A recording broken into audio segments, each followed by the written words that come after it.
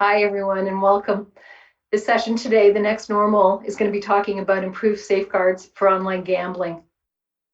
We're sponsored today by OLG and want to thank them for the sponsorship of this Discovery series. We're going to be featuring two speakers today, Dr. Michael Auer and Melissa Etherington, and they're going to speak respectively about their work with online safeguards, looking particularly at algorithms and upstream prevention initiatives by Michael Auer, and then looking at Melissa Etherington's work in Gamban. Those of you who are not familiar who RGC is, we are in the responsible gambling research and prevention business, and we've been in this space for over 35 years. We work with all sides who have a vested interest in promoting gambling safeguards and preventing problem gambling. That includes treatment providers, regulators, academic policymakers. So before I invite Dr. Auer in, I'm just going to really briefly share with you just some thoughts around regulatory environments in the online space. So, regulators can also be involved in being a form of primary prevention. So in and of itself, by limiting risks that the population is exposed to in the online gambling space, I think we often don't think of regulation in that sense, but regulators can also dictate or determine what operators must do to engage in both secondary and tertiary prevention. So one of the key takeaways from this talk today will be thinking about innovation in all of our various domains of work, and thinking about how regulators, operators, and prevention specialists can work together. So as everybody knows, one of the challenges about the online environment is that it can be difficult to restrict or control access in the online gambling space. So Melissa, I think we'll have some things to say to that topic as we go through. So looking at some regulatory strategies that have shown some promise in various parts of the world, payment blocking strategies. So in Norway, for example, and in some other jurisdictions, there have been some attempts made to restrict black market online gambling by banning banks from processing transactions to online gaming businesses abroad.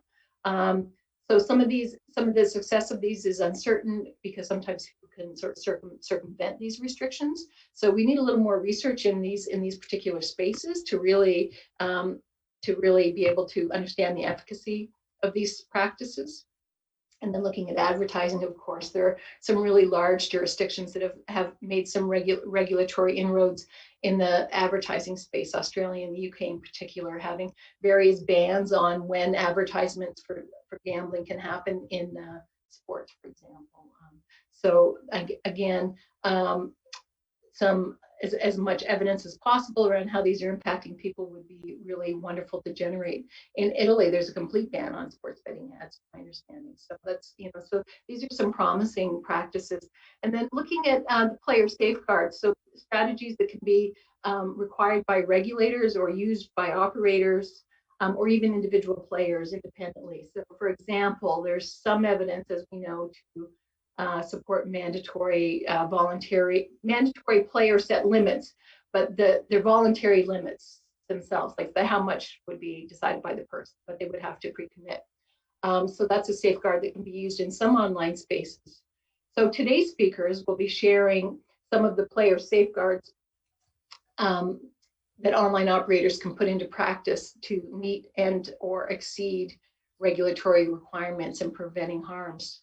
So I'm very pleased then to present Dr. Michael Auer, and Michael is going to share with us. I met Michael, I think about 10 years ago almost now, and I was really impressed with, first of all, the sort of creativity demonstrated in the thinking behind this platform, the Neccton platform, and also the fact that the player feedback is individualized, I think was really very groundbreaking and very purpose-built, I think, for reducing harm. So thank you, Michael, first of all, for your work in the space, and thank you for participating today. Would you like to take it away? Yeah, thank you for inviting me, Janine. And the fact that you spell my name correctly already shows that we have known each other for a very long time. As you probably hear, I'm not an English native speaker, but I'll do my best to run you through those slides. I'm from Austria, and we are you would call it these days, a big data or AI company. And I'm specialized in data science, and my background is actually psychology as well as statistics. So I, in fact, really studied statistics back in the late 90s. I publish a lot academically, so I think there are not a lot of people other than me who have published more on really player tracking, effects of limit setting, pop-up messaging, and individualized feedback, and so on and so forth. And we developed a tool together with Mark Griffiths in the early 2010.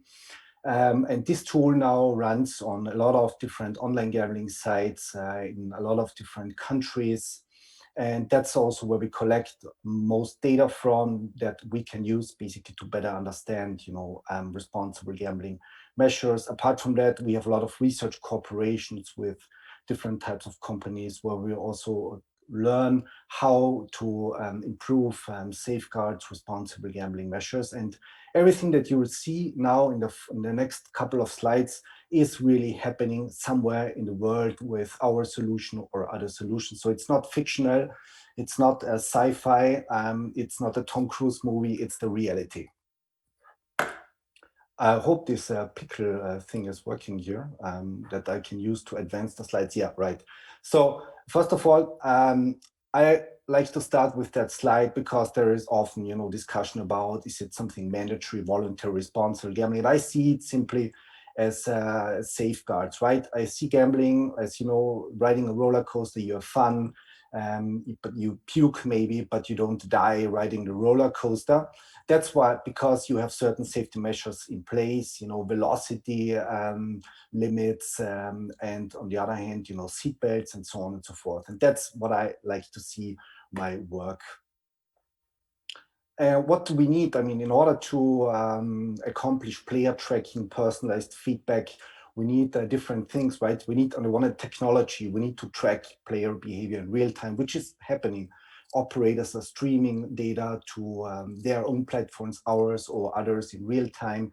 Then you need statistics. You need to derive metrics, like depositing frequency within the session, chasing losses, failed deposits, canceled withdrawals. And then you need statistics, of course, to make sense of the data. And these days, that's easier than before because you have tools like Python, you have tools like R that all tie in very nicely into big data environments. But you need all those things. You need the psychology of gambling, of course, to come up with reasonable systems to assist players in their decision making. So what are the goals? I mean, usually, so over the years, I came up, I collected why do operators use player tracking, personalized feedback systems. Of course, they want to increase customer satisfaction. Then, of course, we had regulatory requirements, right? A lot of regulators across the world, some more, some less, are very keen to push operators into using data to identify harmful play and to interact with players. Of course, we want to keep problematic play at the minimum, so we want to use those tools in an as preventive way as possible. Operators also use this to increase their trust mark. There are a lot of examples of operators who really market their responsible gambling activities even more than actually the products they have. And of course, we want to increase the usage of RG tools, again, from a very, in a preventive way. And then, of course, how is it possible for an operator with millions of players, hundreds of thousands, to really, interact with the players, detect if somebody is playing too longer than before, might they show indications of harmful play? So I think it's completely out of the discussion that you do this manually. So you need a system, whatever this system is, to assist the RG personnel in each and every company. Very often nowadays, there is talk about, okay, predicting problematic gambling. How well are we able to predict it? What's the false positive rate? Of course, that's something, that's the homework we have to do. And then, of course, the next step is how can I actually help players if I'm able to predict whether somebody, is on a trajectory towards driving against the wall. How can I interact? What can I do in order to prevent that from happening, or to convince somebody to, take a play break, take a reality check? And I like to see, gambling as a very, diverse form of activity. And the ones who are maybe on the call on the attendees who might, be in CRM very well know that not all players are alike, right? I mean, that's what, Ford found out in the 1950s when he made green, yellow, and whatever cars. People have different preferences. They show different, types of desires. So we have to take that into account when it comes to responsible gambling, not only when it comes to marketing. So you might have people who spend long periods of time. You might have players who spend more money. You might have players who binge. That's what we call it when somebody plays rarely, but when they play a lot. You might know that term from binge drinking. So think of that, if you'd have a chart where you'd see somebody's activity over the past couple of months, and you always have those spikes coming up when a person is active. So, and then, I mean, you can probably imagine that analytically it might be possible to predict maybe the frequency of somebody's gambling and, interact with the player, prevent the player from overspending at a certain point of time. So why do we need feedback? So we did a study and we asked players, how much do you think you spend compared to how much, and then compared it to how much they actually spend. And of course, not surprisingly, players underestimate their own behaviors. They underestimate the losses, they overestimate the spendings. Now, how can I expect from somebody to use to be aware of their own gambling, to use responsible gambling tools if they have no idea? So that's why it's important simply to provide feedback. That's the first step you need to do in order to empower your players to play in a responsible way. And of course, there are various ways how to provide feedback, right? I mean, you can beat somebody up. I mean, you can, warn somebody very aggressively. And there is something which is called the so-called parallel process model. That's something, we apply and we found to be effective when it comes to nudging somebody into the right direction.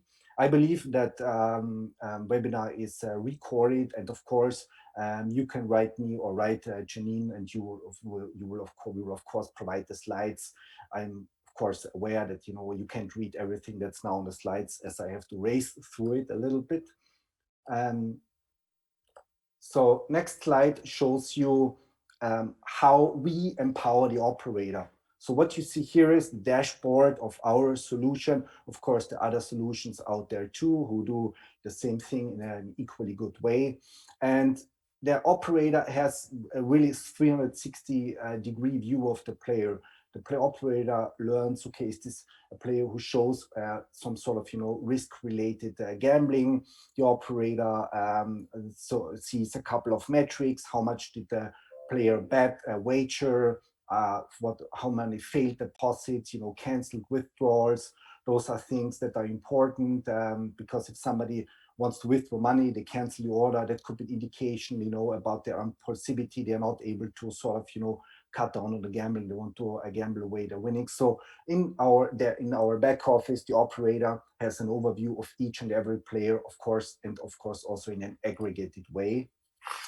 Then here, for example, we see so-called feature importance chart. So here the operator sees what are the most important variables that impact the player's risk rating. Is it the amount lost? Is it the amount bet?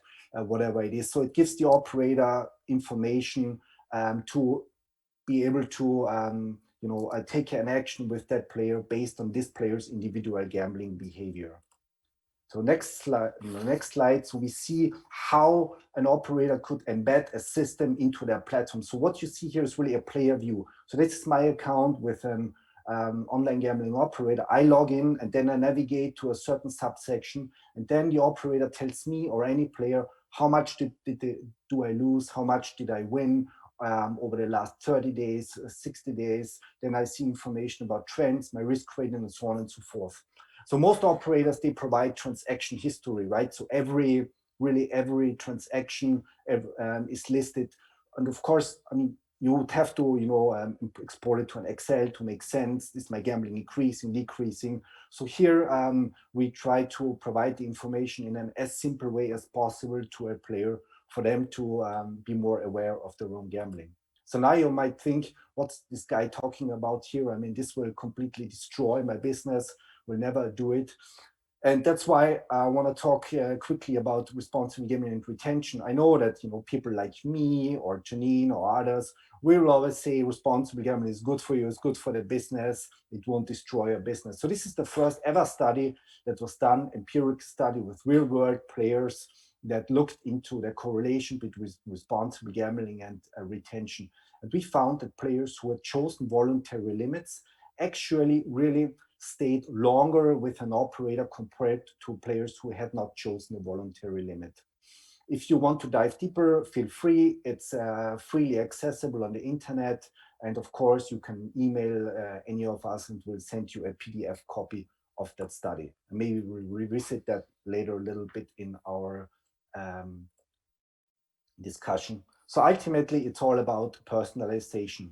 Just like you do it in CRM, just like every e-commerce company does. Find the right message for the right player at the right point of time. So now a couple of examples. So here you see, for example, a chart, players, depositing behavior. And that's a personalized message that our system, for example, sends to the player in the widget or in any inbox if it picks up, changes in behavior. So this message tells that player, that's a really specific example, we've noticed that you have been depositing increasing amounts of money into your account and so on and so forth. So it's personalized, the player understands, okay, I get it because my depositing frequency or amount deposited is increasing. Then what we also do is we have message sequences. So a player might get a message at some point of time. So for example, in this message, it informs the player that has been playing more frequently. If the player's behavior doesn't change, then another message will come in at the later point of time. And then if the behavior doesn't change, then the RG personnel might be notified for them to take an action and maybe get in touch with that player personally. So you see, it's really personal. It takes into account the player's behavior and tries to nudge the player into a certain direction. Another message that we found, which was very, very helpful and positively taken up by players, refers to winning actually. So if a player who spends a lot and shows sort of indication of problematic play, never withdraws any money, if we see that this player wins a large amount of money at some point of time, then this player gets a message, and this message tries to nudge the player towards withdrawing some of the money, just to break this vicious cycle of regambling all your winnings, always depleting your online gambling account.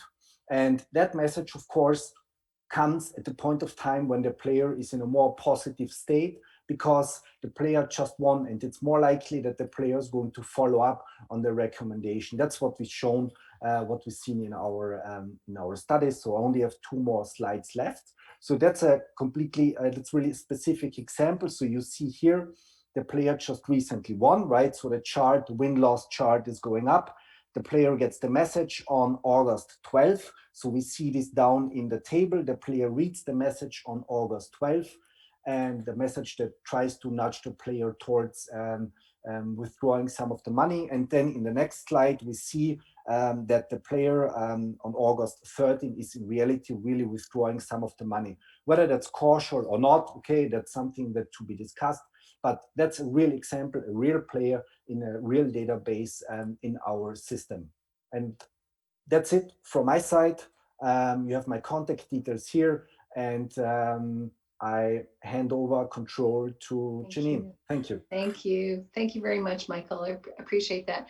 I always find this very, very interesting. And I'm sure the audience similarly does, so I won't dominate. I'll see if there are some questions from the audience. If you see me looking down, these questions come in magically through my phone.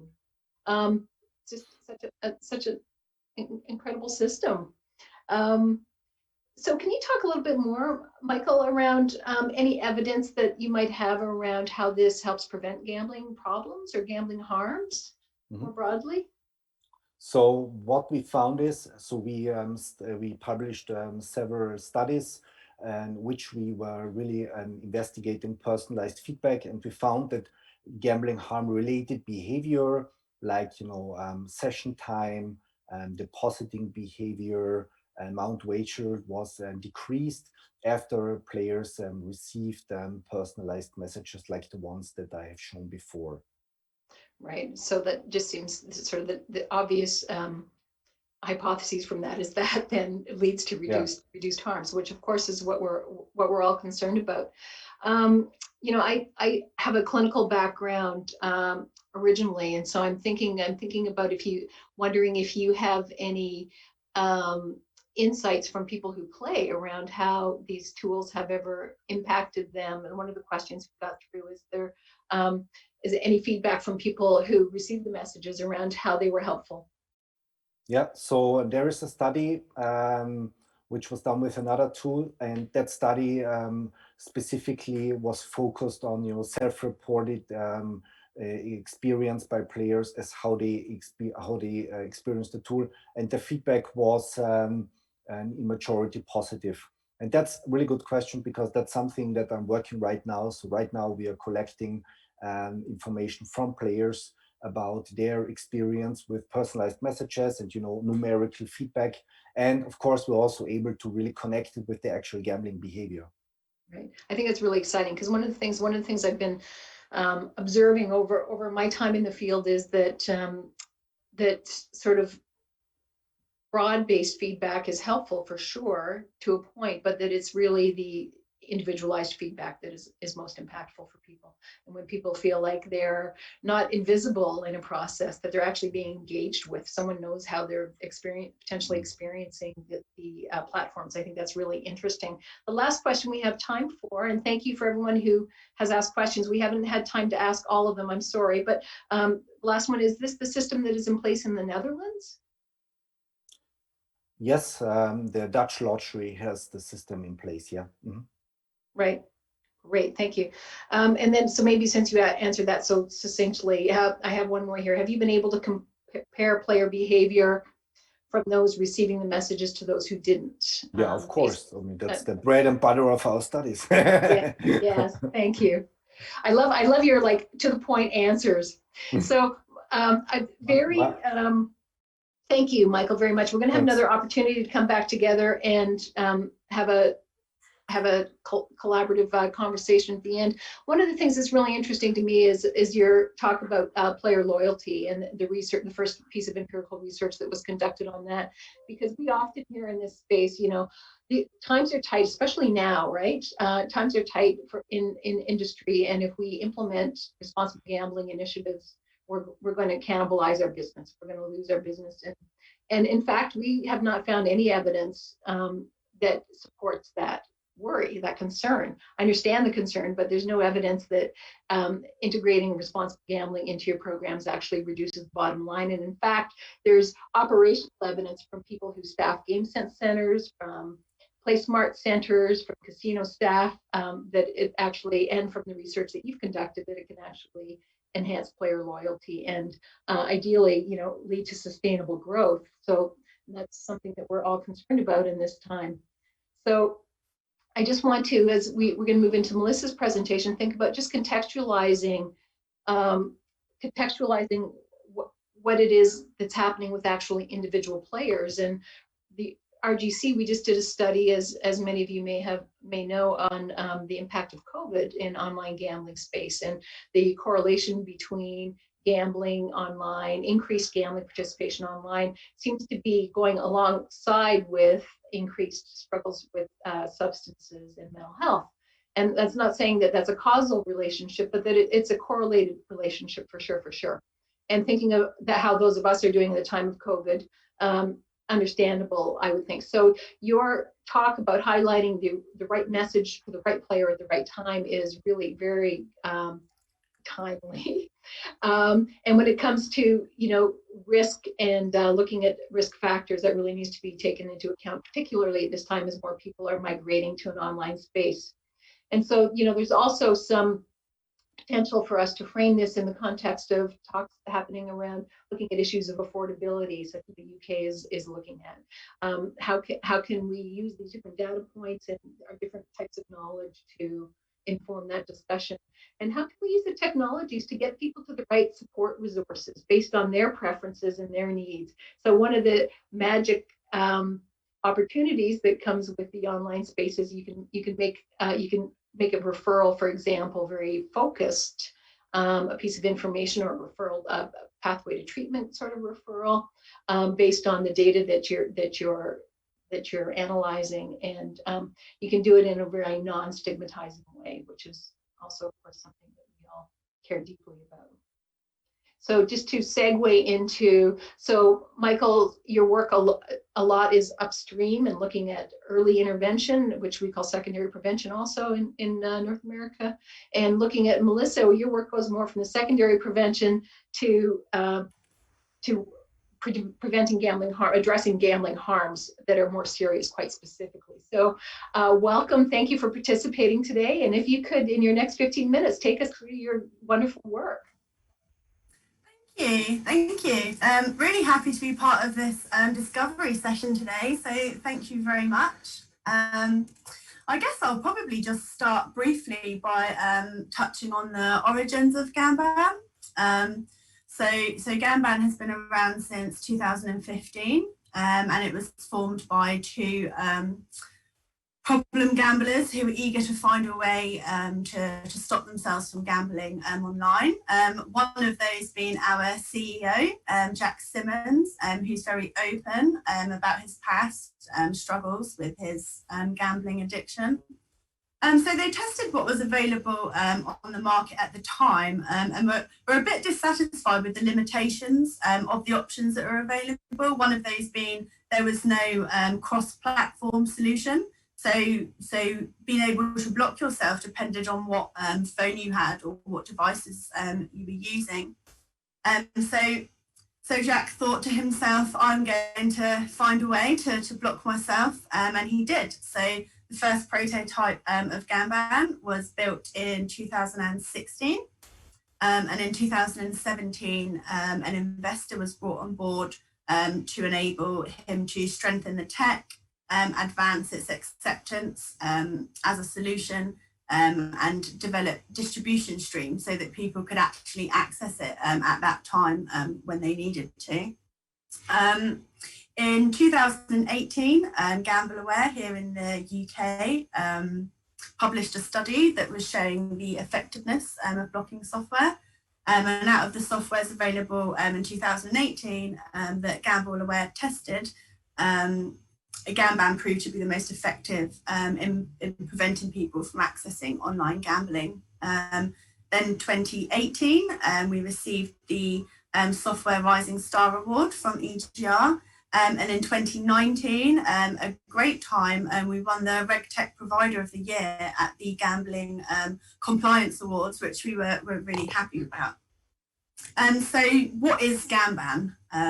So in a nutshell, Gamban is an application that can be installed on electronic devices that blocks access to online gambling. So it's designed to be very difficult to circumvent or uninstall, but it's not designed to be a standalone solution. So it's really important that we're able to collaborate with operators, regulators, treatment support providers, and other organisations, which I'll talk a bit more about as I go on. So Gamban is a opt-in blocking software. So it requires the individual to install it on their device, whether that be a mobile phone, a tablet, the computer, and it blocks all forms of online gambling. So it doesn't discriminate between the regulated and the unregulated markets. So when an individual has Gamban installed on their device, they're not only protected from accessing regulated sites, they're also protected from the black market. And in recognition that in this day and age, people have access to multiple devices within the household, each Gamban license does cover the individual for up to 15 devices. So the idea is that any device they have access to, whether that be their wife's or husband's or the child's tablet or the family computer. You can cover all of those devices under one license. And Gamban is available across all platforms, so Android, iOS, Windows and Mac. And there's also a compatibility checker on the website, so that people can check it's compatible with their device, and a free trial on there so that people can test it before they choose to download it. So organisations, so on the website, the options are, we have a monthly cooling off option. So this is for people who aren't choosing to completely abstain right now, but they might just need that bit of time to cool off, and also a year's license. But with organisations that we work with, the durations we offer are 6 months to 5 years. A good thing about the Gamban technology is that it's really geared to be distributed by mass. So it's not just a tool for individuals. We're very easily able to plug in to self-exclusion schemes, other schemes, in addition to looking at kind of all of the behavioural health apps that are out there now and the telehealth. It's a product really that we're able to kind of plug into what else is out there. So we sent out a short survey to our users for the first time earlier on this year. And from those who responded, 88% would recommend Gamban as part of the recovery process. 89% thought it was a helpful tool aiding in recovery. And 62% said that they used Gamban in addition to other digital self-help tools, which for us really highlights the importance for the need of collaboration. And it is really important also that we understand how we can leverage technology to create a safer digital environment for those suffering from gambling related harms online. Industry is excelling all the time, new products, new innovations, and other organisations. We need to be able to keep up, for want of a better phrase, of how to best support people with gambling addiction in this world where, you know, all of these new things are coming out online all the time. So we need to kind of keep up with that so that we're best able. We have to understand all of the new technologies going on in the industry to be able to effectively help people. But saying that, there's no silver bullet solution.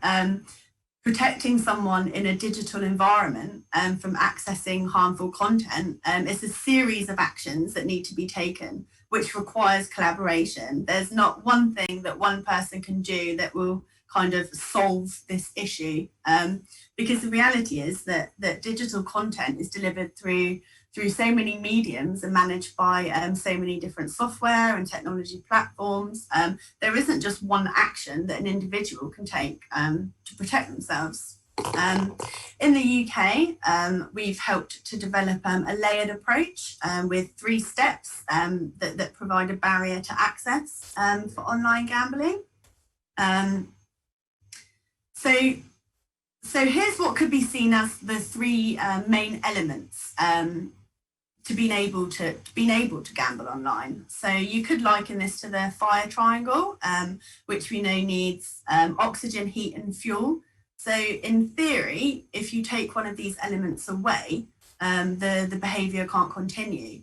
So looking at the time aspect of the triangle, counselling or therapy, support services, can explore the motives, if you like, behind somebody's need to gamble, provide help with any other underlying problems, and exploring ways in which that time that somebody would usually spend gambling can be better spent. Moving on to money, due to the social economic issues that stem from online gambling, banks are really starting to get involved. And a number of banks now are offering a functionality where individuals are able to freeze gambling transactions, and the banks do this through merchant codes.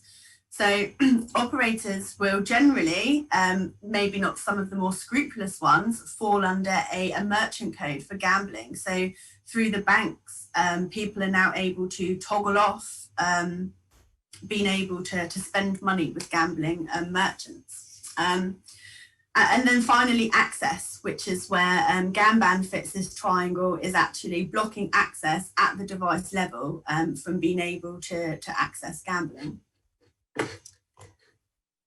So following on from that, this is how we see the online gambling self-exclusion puzzle. So the three things that people can do to give themselves the best chance of avoiding gambling online. So self-exclusion scheme, transaction blocking, and blocking software. I'm going to use the UK as an example here. So our national self-exclusion scheme is GamStop. All UK regulated operators must be signed up with GamStop, and the service blocks by identity. So once somebody has registered with GamStop, they will then be prevented from using gambling websites and apps run by companies licensed in Great Britain. Blocking software, Gamban. Gamban blocks access to online gambling sites worldwide. It doesn't matter where you are, and prevents people who are using it from accessing sites and apps on our block list, which we are constantly updating. I mean, probably since I've been talking, we've added 2 or 3. They pop up constantly. Gamban is very quick and easy to install, and that protection on the device is immediate. So that's another benefit. So some of the limitations perhaps with self-exclusion schemes is that it's not an immediate action. In a lot of cases, you can't sign up to a self-exclusion scheme and immediately, a national self-exclusion scheme, I'm not talking about operator ones, and immediately be blocked, because there needs to be that time period for the operators to be checking the list and then to be then executing that self-exclusion. So being able to back that up with Gamban means that people are protected immediately. And then the transaction blocking. So using a bank that provides a transaction blocking function on the debit card, so that you can prevent yourself from spending money with merchants that fall into that gambling category. But saying all of that, if somebody wants to gamble, they will find a way, which is why it's so important to layer all of these tools and create as many barriers as possible. We think if somebody can't gamble in that exact moment that they're trying to, because they have these barriers in place, it gives that time after that initial impulse has happened, it gives time for reflection afterwards. Just touching upon self-exclusion schemes briefly again. We understand, we've reviewed several online self-exclusion schemes, and we understand that scheme efficiency requires a number of things. So a unique identifier, layering additional protection tools such as Gamban, and operator participation. Without at least those 3 things, a self-exclusion scheme is not going to be effective. And it's also important to note that self-exclusion schemes can't and don't cover the unregulated market. So underpinning self-exclusion schemes with Gamban also takes away that black market access. So in addition to being a product that people can utilise off their own back, if you like, we also work with a number of organisations in different ways. So I think I've got a bit of time, but I might just try and run through this quite quick. So regulators and governments. So a properly regulated market is essential to being able to protect players and people who are vulnerable to gambling related harm. So with regulators, our overall objective is to underpin national or statewide self-exclusion.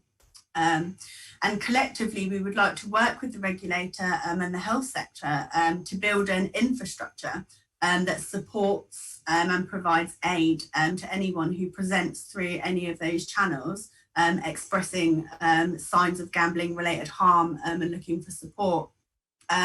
Another option that we have explored in a couple of different markets is looking to be made a licensing condition for operators to align with us as part of the player journey that ends in self-exclusion. Operators will be quite often the first people to know when somebody is suffering from a gambling problem, because they are the ones, one, that see it and have access to the information, and two, when somebody has kind of reached the end of the road and hit rock bottom, they go back to the source of what has made them feel that way, which is the operator. So they'll reach out to the operator, perhaps not even asking for help at first, but angry. So it's imperative that the operators are armed with the tools and knowledge to be able to help people when that happens. One way in which we work with operators is mirroring their self-exclusion. So if somebody's self-excluded with that operator for 1 year, they get a 1-year Gamban license, 5 years, 5-year license, etc. And also Gamban can be distributed by operators. So one of the benefits to operators working with Gamban is that when somebody has self-excluded from their site, and then activated Gamban, they can't then just pop over to another site and open up an account and spend their money there instead. And also with operators that have lots of different arms, it helps enhance their cross-platform exclusion. So financial institutions, I mentioned briefly earlier, the social economic issues that stem from online gambling. The banks are beginning to introduce tools and support to their customers. So Gamban can be offered to bank customers as an additional layer of protection when they're using the gambling block transaction feature.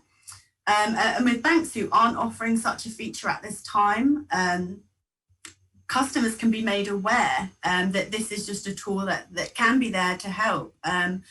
Perhaps something like a financial management tool, opposed to kind of gambling blocking, if that's not kind of the road that they wanted to go down. So banks are really playing a pivotal role now in regards to remote gambling. And many are offering this, and they have call-off periods. So somebody can't just turn it on and off, on and off. Generally, they'll have a 24 or 48-hour cooling off period. So the banks are really kind of getting on board now. And banks are also probably the first organisation to realise if somebody has an issue, because they can see all the money coming in and out. And then treatment support providers and obviously academics and research. I've run out of time because I talk a lot, but here is my details, and I'm more than happy to kind of follow up and elaborate on anything else. Sorry, Janine.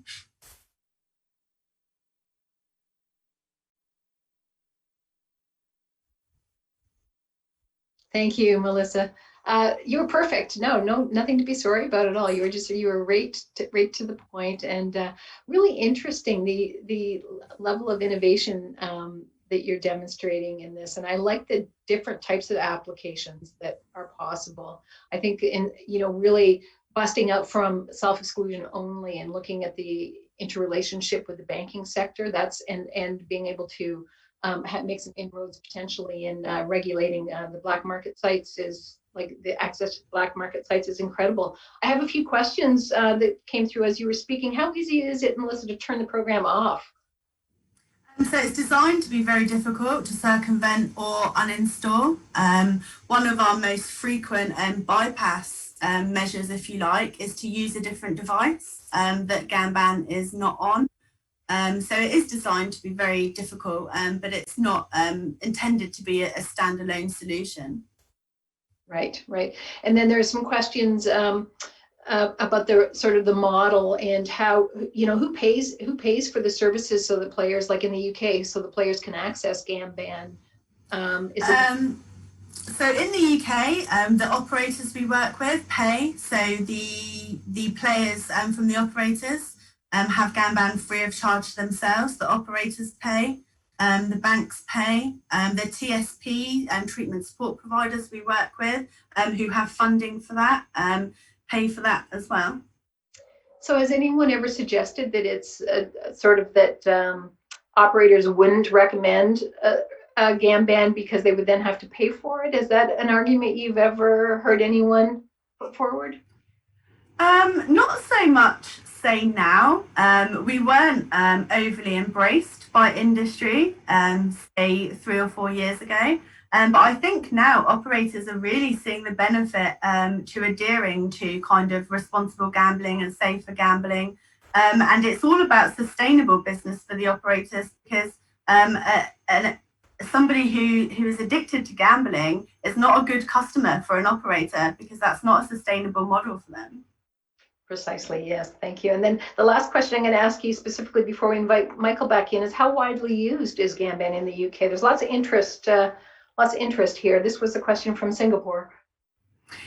So in the UK is currently our largest user base, but we obviously a global entity. We have users all around the world. South Africa, New Zealand, Australia, Canada. It's a global product, but a majority at the moment in the UK. All right. And so someone asked if it's available in Canada. The answer would be yes. Yes. Yes.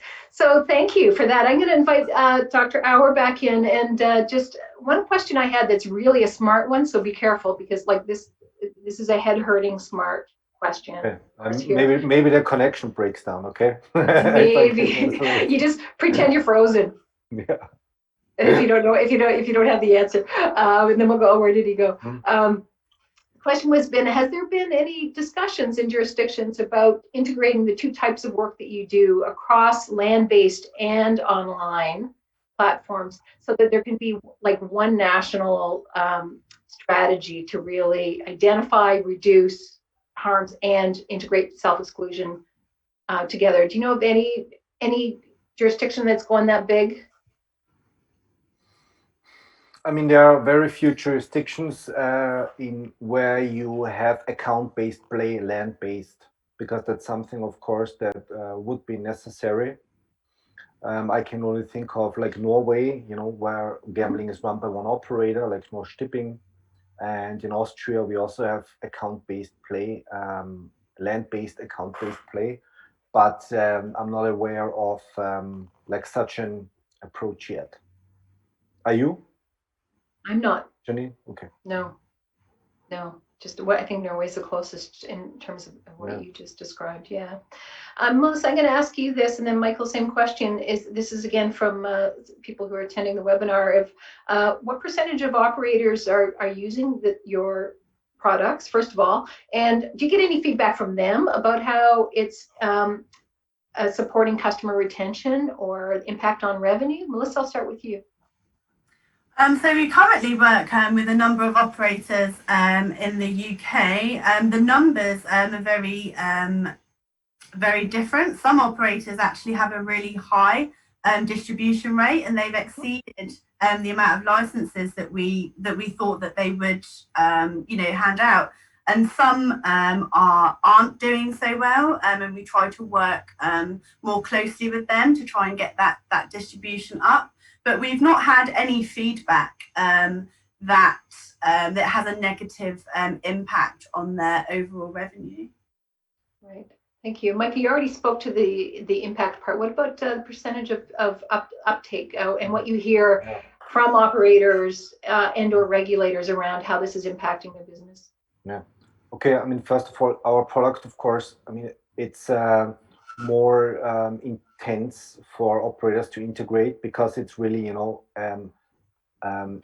analyzing player data. They stream it to a platform. Their system processes the data. The operator receives the feedback and the player. And of course, in jurisdictions where a regulator requires that an operator tracks player behavior, interacts with players, every operator has to do it, right? And of course, a lot of operators have their own approaches. Large operators have their own systems. But of course, nobody knows. I mean, there are no publications about the performance of those systems. And in our case, so I would say over the last 2 years, there has been a lot of uptake. So we are onboarding constantly operators. I can only say we haven't lost one operator in the last 10 years. And the ones who we work with, who create new sites, who acquire new licenses, they always distribute the system to the new licenses. So it seems that it didn't have an impact on their on their customer base, not as much as, for example, draconian measurements that have been introduced by regulators. Yeah, thank you. Thank you. Melissa, before we, I'm going to do just a couple summary slides of this, but before we move to that, is there anything that you've talked about the value of collaboration, and is there anything you're working on that you're really excited about that you think holds great promise, that's innovative, that we should be thinking about either evaluating, implementing, understanding?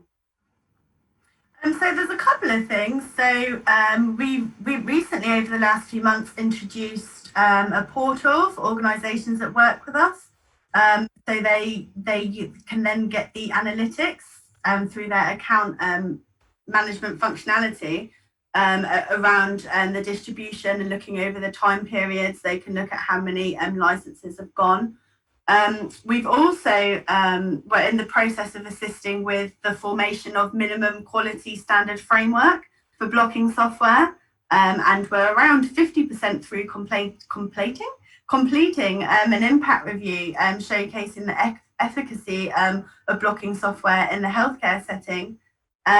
Something else we've recently introduced is unique links that can be placed through the helpline or online, and through those links we can actually show how many times they've been clicked on through the different avenues, which links are more used, what landing pages are kind of more popular, and how many times it's then converted into a download.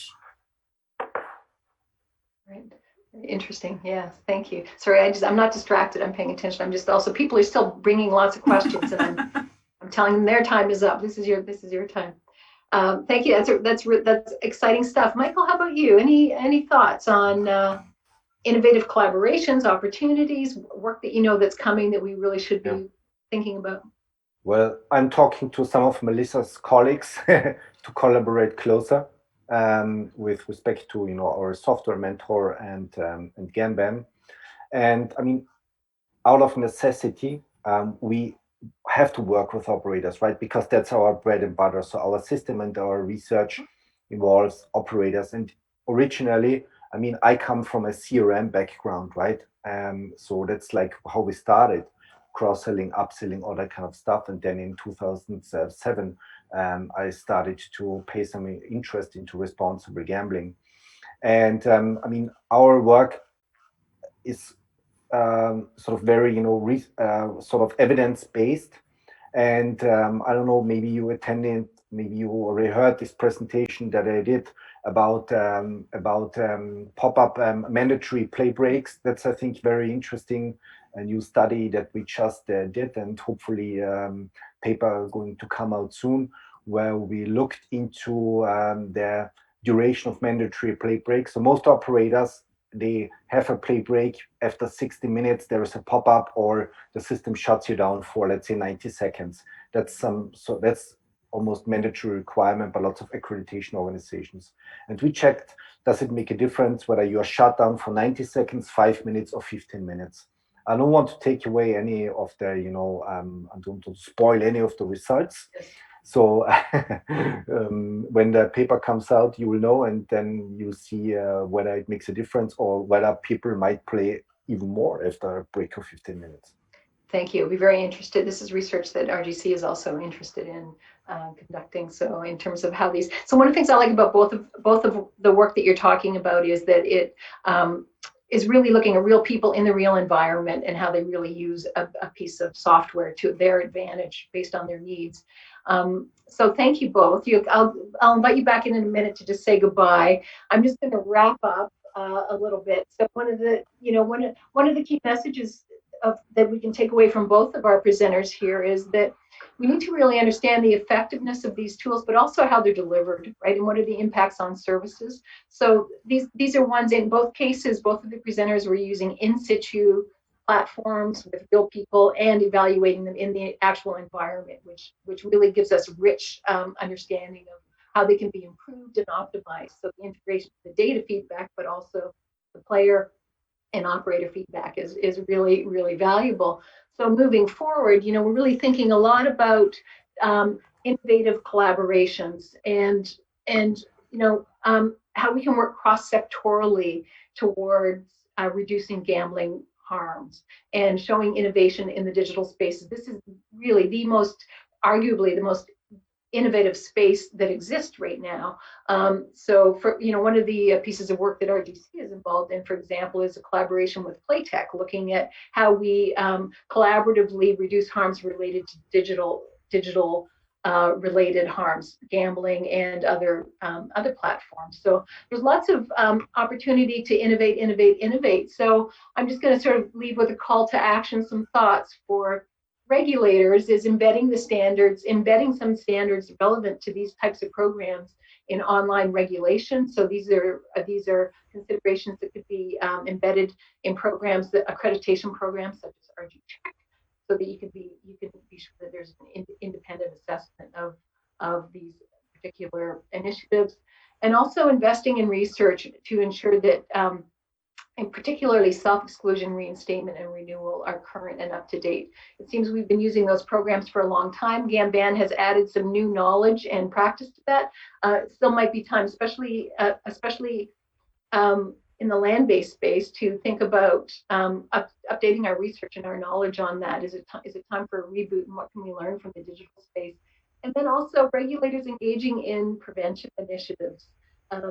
In Ontario, the Alcohol and Gaming Commission, for example, funded our youth social marketing campaign around avoiding gambling while high or drunk for youth. So that's a bit of a departure for a regulator in Ontario to do that kind of campaign, and it's a great prevention effort, and the regulator definitely has a role in supporting prevention. And then for operators, innovate. And I could also say evaluate, right? So think about embracing the technology, but not stopping there, right? So we're talking about looking upstream, looking at ways to incentivize the use of RG tools by players and ways to destigmatize pathways to treatment and health options. So one place that does that really well is Oregon Lottery, and their sports book has a lot of messaging for players around using the tools that is very normalizing about the value of these tools to players and incentivizing players to use them. So there's some things we can be trying.